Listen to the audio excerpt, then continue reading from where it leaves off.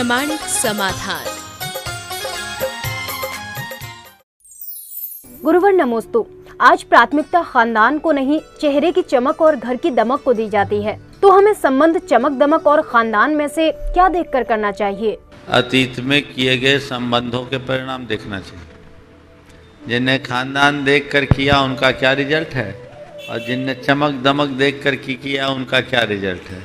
दोनों रिजल्ट हमारे सामने हैं और दोनों मॉडल्स को सामने रख करके तय कर लेना चाहिए कौन सा सही है। गुरुवर नमोस्तु।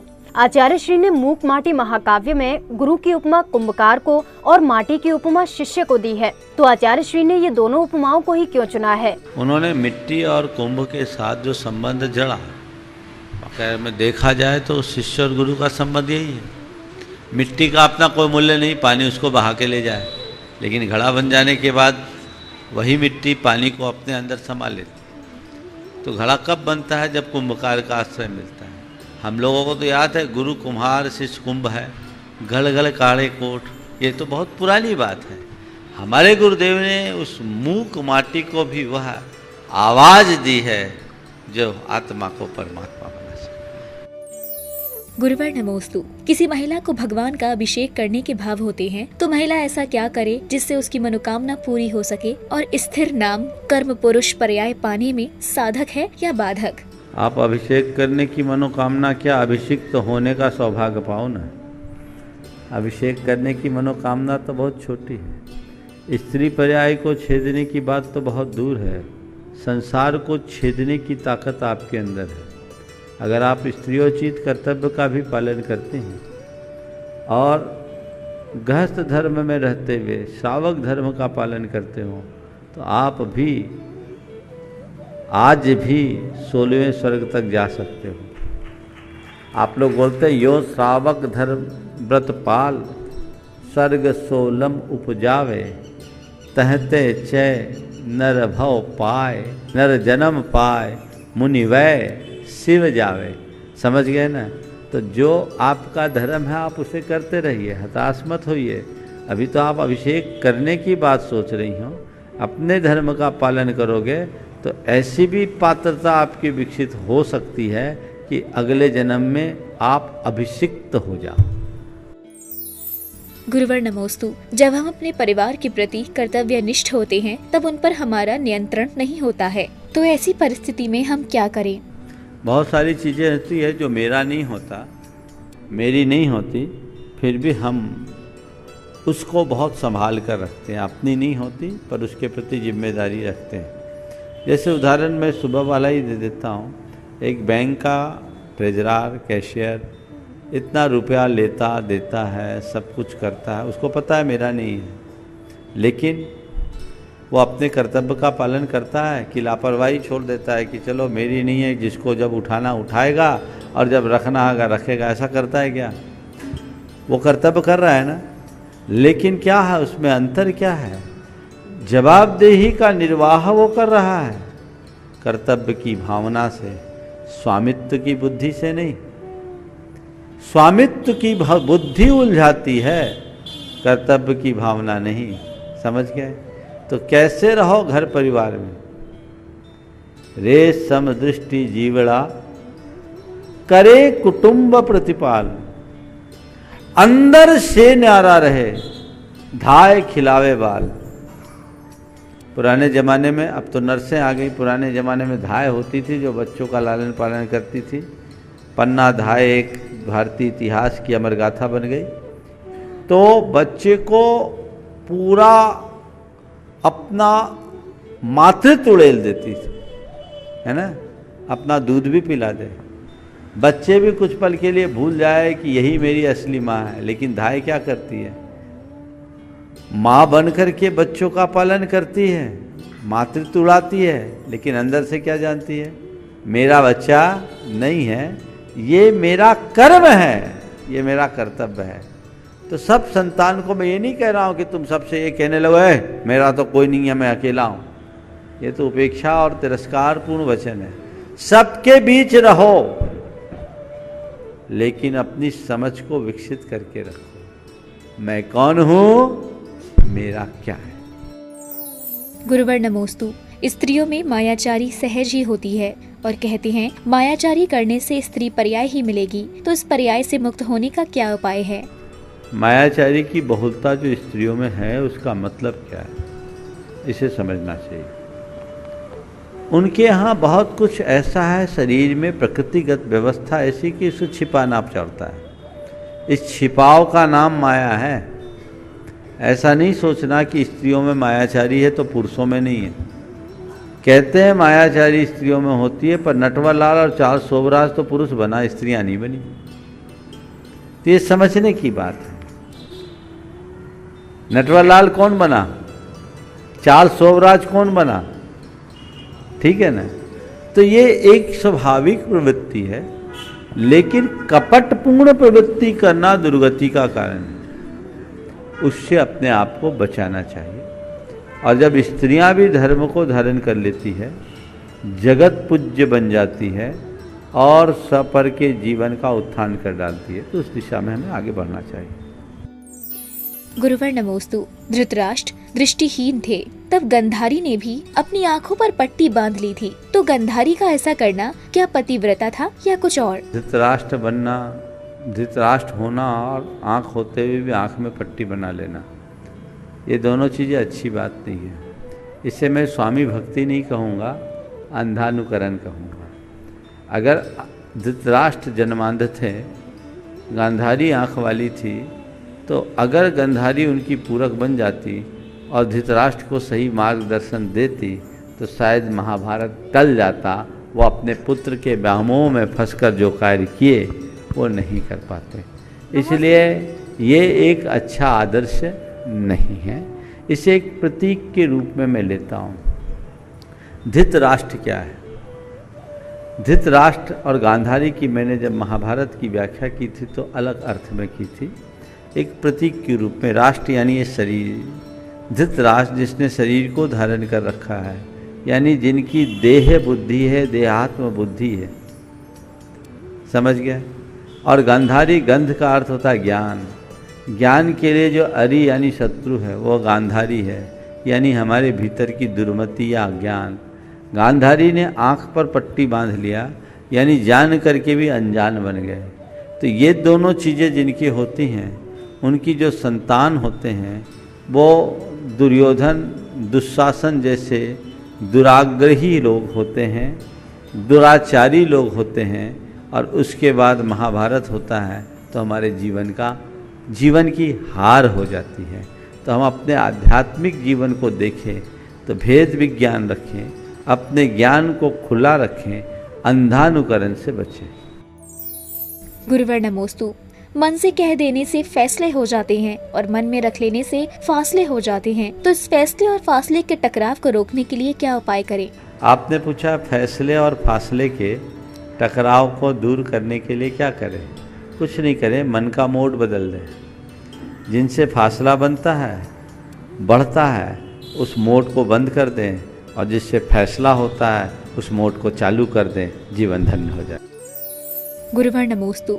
ट्रस्ट और फेथ में क्या अंतर है, और यदि किसी पर ट्रस्टफुल हो तो क्या उसको फेथफुल भी मान सकते हैं? तो ट्रस्ट का अर्थ भी विश्वास है, फेथ का भी अर्थ विश्वास है। अगर ट्रस्ट और फेथ में हम अंतर करें तो उतना ही अंतर कर सकते हैं जितना आस्था और विश्वास में। इसलिए दोनों एकार्थक है। हमारे मन में जिनके प्रति फेथ होता है हम उसी पर ट्रस्ट करते हैं। इनको अलग अलग नहीं समझना चाहिए। गुरुवर नमोस्तु। तीर्थ और तीर्थ क्षेत्र की क्या परिभाषा है, और आजकल जो नए नए तीर्थ बन रहे हैं तो क्या वह तीर्थ क्षेत्र की श्रेणी में आते हैं? तीर्थ और तीर्थ क्षेत्र में क्या अंतर है? देखिए, सबसे पहले तीर्थ को हम समझें। तीर्थ शब्द का कई अर्थ है। तीर्थ का अभिधागत अर्थ है जो हमें तारे। तरंती संसार महानवम येन तत्तीर्थम, जिसका आश्रय लेकर हम संसार सागर को पार करें वो तीर्थ है। तीर्थ का अर्थ घाट या सेतु या पुल भी होता है। घाट जिसके माध्यम से हम इस पार से उस पार जाते हैं, सेतु या पुल जिसका सहारा लेकर हम इस पार से उस पार जाते हैं। तो ये तीर्थ के अर्थ में है। जैन धर्म के हिसाब से जब हम तीर्थ के अर्थ पर विचार करते हैं तो हमारे यहाँ तीर्थ शब्द की जो वास्तविक व्याख्या है उसे थोड़ा समझना। तीर्थ क्या है? तीर्थ का मतलब है द्वादशांग रूप आगम और उस पर आधारित चतुर्विध संघ। क्या बोला? द्वादशांग रूप आगम और उस पर आधारित चतुर्विध संघ, इसे कहते हैं तीर्थ। और इस तीर्थ की जो प्रवृत्ति करते हैं वे कहलाते हैं तीर्थंकर। इसलिए अगर तीर्थ कहलाओ तो मुनि आर्यिका सावक साविका रूप चतुर्विध संघ ही तीर्थ है। ठीक है। अब हम तीर्थ, जिन तीर्थों की बात करते हैं तीर्थ यात्रा के रूप में जानते हैं, तीर्थ क्षेत्रों की बात करते हैं, तो किसे तीर्थ कहेंगे? उसे भी हम तीर्थ के रूप में लेते हैं। ये सब प्रसिद्ध अर्थ है जहाँ हमारे महान पुरुषों ने त्याग तपस्या करके अपना कल्याण किया है, विशिष्ट आराधना और साधना की है, वह सब तीर्थ क्षेत्र की संज्ञा पाते हैं। या जहाँ जाने से हमारे भावों में अतिशय प्रकट होता है उसे तीर्थ क्षेत्र के नाम से जाना जाता है। हमारे तीर्थ वंदना के अंतर्गत निर्वाण क्षेत्र आदि जितने भी निर्वाण क्षेत्र हैं उनको मूल रूप से तीर्थ के रूप में कहा गया। कालांतर में अतिशय क्षेत्रों को भी तीर्थ क्षेत्र के रूप में लिया जाने लगा। वर्तमान में जो नए क्षेत्र विकसित हो रहे हैं वो भी भविष्य के लिए जहाँ जाने से हमारे भावों में अतिशय विशुद्धि होती है तो उसके तीर्थ की संज्ञा देने में कोई हानि नहीं है। पर मूलतः तीर्थ जहाँ निषिद्धकाएँ हैं उन्हें मानना चाहिए। ये सिद्ध निषिद्धकाय यानी जहाँ जिनकी किसी की भी निर्वाण कल्याणक आदि हुए या महान मुनियों की समाधि आदि हुए हैं वो मूलतः तीर्थ है।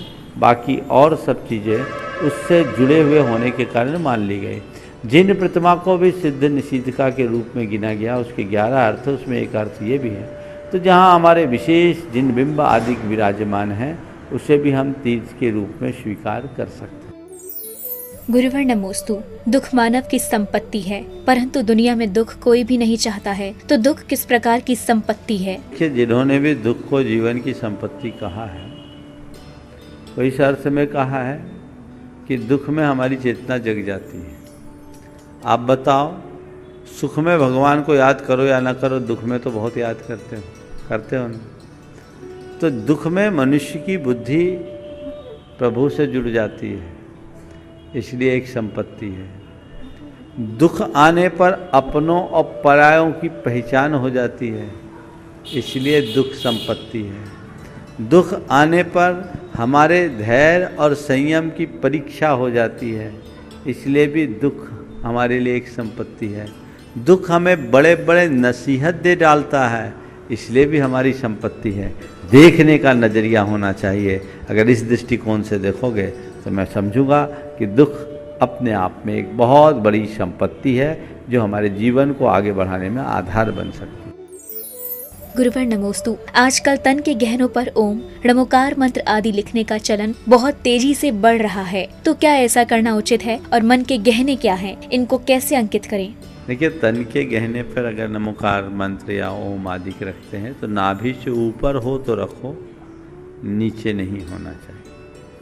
मन के गहने पर इसे कैसे अंकित करें? बस इनको मन में बसा लो, अपने आप अंकित हो जाएगा। कोशिश करो हर सांस में नमोकार चले। अगर आप अभ्यास बनाए तो ये चल सकता है। श्वास ले नमो अरिहंतानम, श्वास छोड़े नमो सिद्धानम, पुनः श्वास ले नमो आयर्यानम, श्वास छोड़े नमो वज्रायनम, फिर श्वास ले नमो लोए और छोड़ने पर सब साउन। अगर ऐसा हम करते रहे तो ये हो जाए। गुरुवर नमोस्तु। निष्पन्न और अनिष्पन्न योगी कौन होते हैं और इनको कैसे समझें? निष्पन्न यानी जो परिपक्व हो गया, अनिष्पन्न जो अपरिपक्व हुआ है। तो जो अपने क्षेत्र में पूरी तरह परिपक्व हो गया साधना के क्षेत्र में, उसको बोलते हैं निष्पन्न यानी पूर्ण। जैसे आप कोई काम कर रहे हैं, उसकी संपन्नता का नाम निष्पन्नता है। और अनिष्पन्न यानी उसकी अपूर्णता, यानी जो साधना का पक्का खिलाड़ी हो गया वो निष्पन्न है और जो कच्चा है वो अनिष्पन्न है।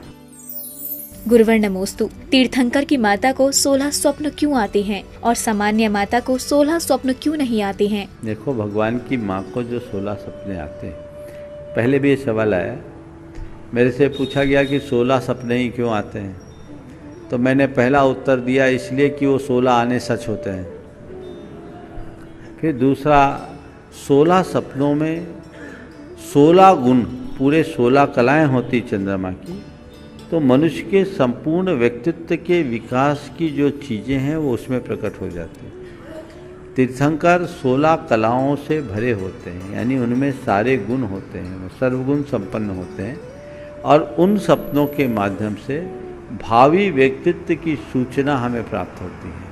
इसलिए तीर्थंकरों की माताओं को 16 सपने आते हैं, समझ गए, और उनको 16 ही आते हैं। आपने पूछा बाकी माताओं को क्यों नहीं आते हैं, तो बाकी माताएं दिन में ढेर सारे सपने देखते रहती इसलिए नहीं आते, समझ गए। गुरुवर नमोस्तु। पहले 2 लड़ते थे, तब तीसरा समझाने जाता था, लेकिन आज तीसरा वीडियो बनाने में लगा हुआ है, तो क्या ऐसा करना मानव जाति के लिए उचित है?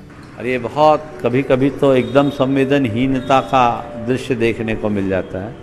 कोई व्यक्ति उत्तेजना में आकर आत्महत्या कर रहा है, आत्मदाह कर रहा है, और लोग वीडियो बना रहे हैं। ये बहुत ही गलत प्रवृत्ति है, पर क्या करें, सबके जेब में एक कैमरा आ गया है। उस कैमरे के कारण लोगों में इस तरह की प्रवृत्तियां बढ़ गई हैं। हमें इस प्रवृत्ति से बहुत बच करके चलना चाहिए और उसी अनुरूप अपना जीवन बनाना चाहिए। गुरुवर नमोस्तु। हमारे वचनों में कितना वजन होना चाहिए कि सामने वाला अपनी बुराइयों का विसर्जन कर दूसरों के लिए विशेष बन जाए? वचन सारभूत, प्रासंगिक और मधुर होने चाहिए। यदि सारभूत बात करोगे, प्रासंगिक बात करोगे और मधुरता रखोगे, तो उस वचनों का वजन अपने आप बढ़ जाएगा।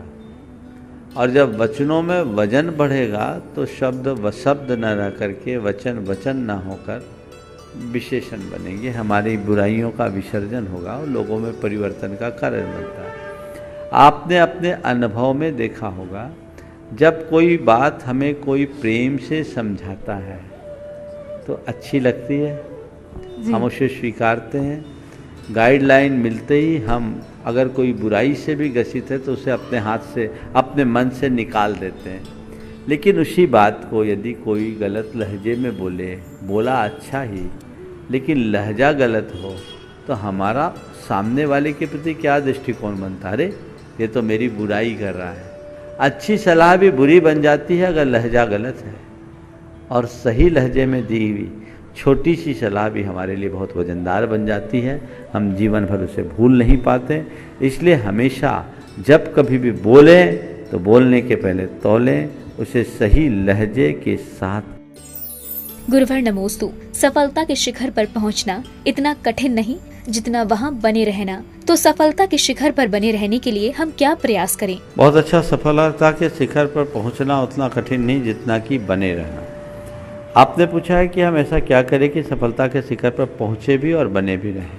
देखिए, सफलता के शिखर पर पहुँचने के लिए मनुष्य को सतत सक्रिय रहना चाहिए, क्रियाशील रहना चाहिए और लगन, निष्ठा और समर्पण के साथ अपने काम में तत्पर रहना चाहिए। और सफलता के शिखर पर पहुँच जाने के बाद उसे अभिमान और आसक्ति से मुक्त हो जाना चाहिए। यदि व्यक्ति इससे मुक्त हो गया तो टिके रहने में कोई कठिनाई नहीं हो।